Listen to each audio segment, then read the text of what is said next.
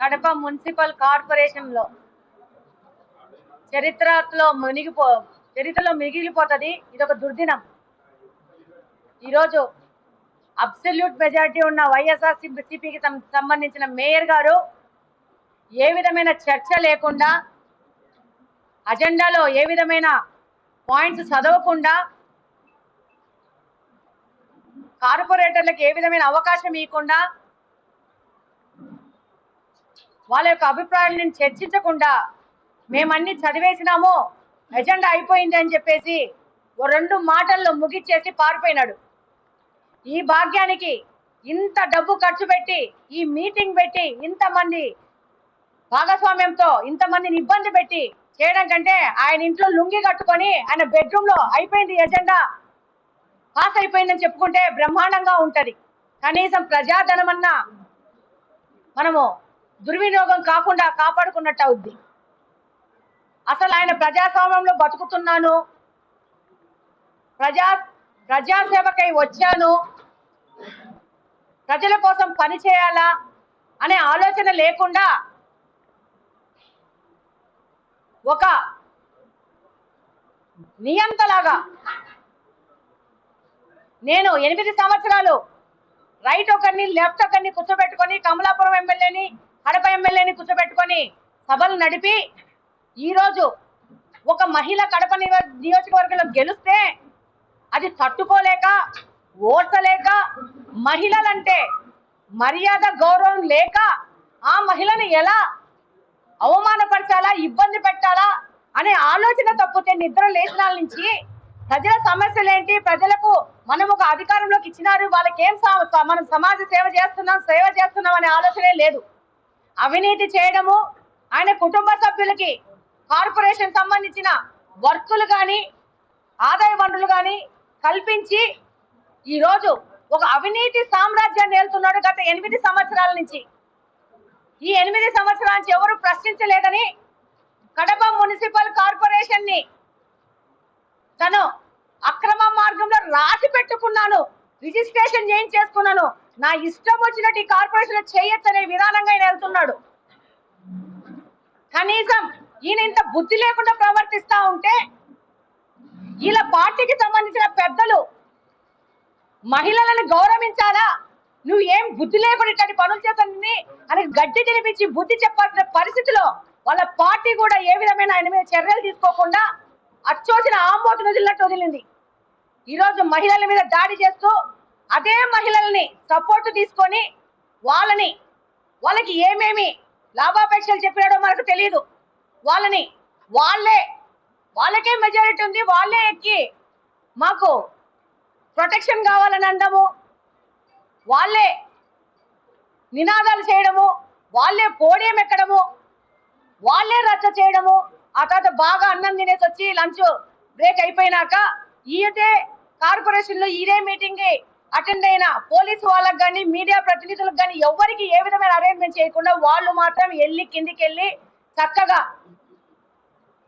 భోజనాలు కానిచ్చి పైన ఉన్న వాళ్ళకి పప్పు చారులు పోసి తిని 3 గంటలు రెస్ట్ తీసుకొని మళ్ళా పైకి వచ్చి మేము చదివేశాం అయిపోయింది అని చెప్పే దుర్భాగ్యానికి ఈ పెద్ద మనిషి దిగజారిపోయినాడు. ఇది కడప నియోజకవర్గంలోని ప్రతి ఒక్క మనిషి గమనిస్తా ఉంది. మహిళలను అడ్డుపట్టుకొని రాజకీయం చేయాలనుకుంటున్నాడు. నేను గెలిచి 6 నెలలే అయింది, నాకు రాజకీయాలు తెలీదు. నువ్వు గత 20-30 సంవత్సరాల నుంచి రాజకీయాల్లో ఉన్నావు.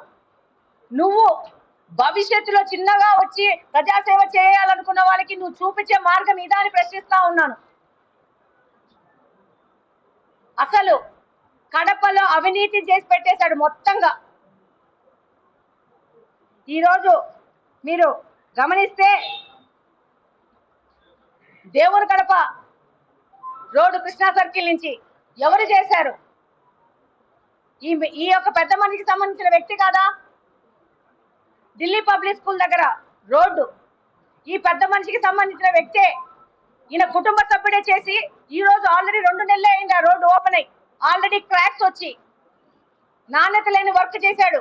దాని మీద చర్యల గురించి మాట్లాడుతున్నాడా? ఈరోజు మాసాపేటలో టెంపుల్ ని పగలగొట్టినారు. కార్పొరేషన్ వైపు నుంచి ఒక అగ్రిమెంట్ అయ్యి టెంపుల్ మేమే కడతామని చెప్పినారు. కట్టినారా? ఎన్ని రోజులైంది టెంపుల్ పగలగొట్టి? ఈ రోజుకి ఎన్ని రోజులు కావస్తా ఉంది? దాని గురించి ఏమైనా చర్యలు ఉన్నాయా? అన్నమయ్య విగ్రహం తీసినారు. ఆ రోజు అక్కడ ప్రాంతంలో ఉన్న వాళ్ళకి మేము మళ్ళా కట్టిస్తాం ఆ గుడిని, మాది బాధ్యత అని అగ్రిమెంట్ అయ్యారు. దాని గురించి ఏమైనా చర్యలు ఉన్నాయా? ఎన్ని మసీదు స్థలాలు, ఎన్ని చర్చిలు అన్యాక్రాంతం అయిపోయినాయి ఈ కడపలో, దాని మీద చర్యలు ఉన్నాయా? ఈరోజు అవినీతి ఎంత ముందుకెళ్ళిందంటే వీళ్ళకి గుళ్ళ స్థలాలు, మసీదు స్థలాలు, చర్చి స్థలాలు కూడా వదలని పరిస్థితుల్లో అవినీతి చేశారు వీళ్ళు. ఈ రోజు తెలుగుదేశం పార్టీ అధికారంలోకి వచ్చింది. ఇక్కడ ఎమ్మెల్యే తెలుగుదేశం పార్టీకి సంబంధించిన ఒక మహిళ గెలిచింది. ఈ రోజు తెలుగుదేశం పార్టీకి 8 మంది కార్పొరేటర్లు వచ్చినారు అనే విషయాన్ని డైజెస్ట్ చేసుకోలేక ఒక కుర్చీ అనే డ్రామా మొదలు పెట్టాడు. ఈ రోజు మొన్న మాట్లాడతారు కడపలో నీ తాగునీటి సమస్య లేదని చెప్పి, గాంట్ నుంచి ఉమ్ముతారు ఇలా ముఖాల మీద. కడపలో తాగునీటి సమస్య లేదు అని చెప్తే ప్రజలు వీళ్ళకు బుద్ధి చెప్పే టైం ముందుంది. నిన్న ఎవరో ఆఫ్ రికార్డ్ అడిగితే అలా చెప్తాము మీడియాకి అంతే అని చెప్తాడంటే ఈ పెద్ద మనిషి.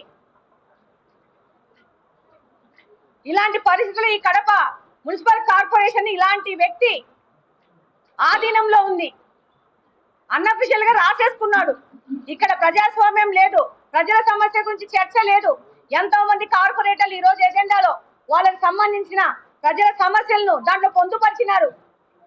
ఫర్ ఎగ్జాంపుల్, కుక్కలు పిల్లల్ని కాటేస్తున్నాయి, రోడ్డు మీద మనుషుల మీద దాడి చేస్తున్నాయి. ఎంతమంది కుక్కలకి ఆపరేషన్లు చేయించారని ఒక క్వశ్చన్ ఉంది.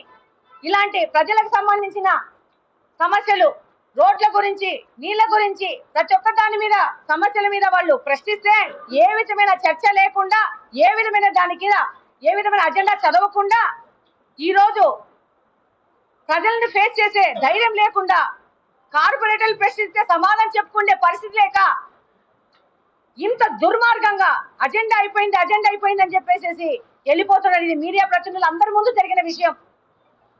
ఈ విధంగా ఎక్కడన్నా ఏ కార్పొరేషన్ లో అయినా మీటింగులు జరిగింది మనం చరిత్రలో చూసామా? కడప కార్పొరేషన్ లో జరిగింది. ఇలాంటి దుర్మార్గమైన ఈ మనిషి వలన ఈయనకు ప్రజల గురించి అవసరం లేదు, ప్రజా సమస్యల గురించి అవసరం లేదు. వీళ్ళ కుటుంబ సభ్యులు G+2 పర్మిషన్ తీసుకొని 4 అంతస్తులు కట్టుకుంటారు. సామాన్య ప్రజలు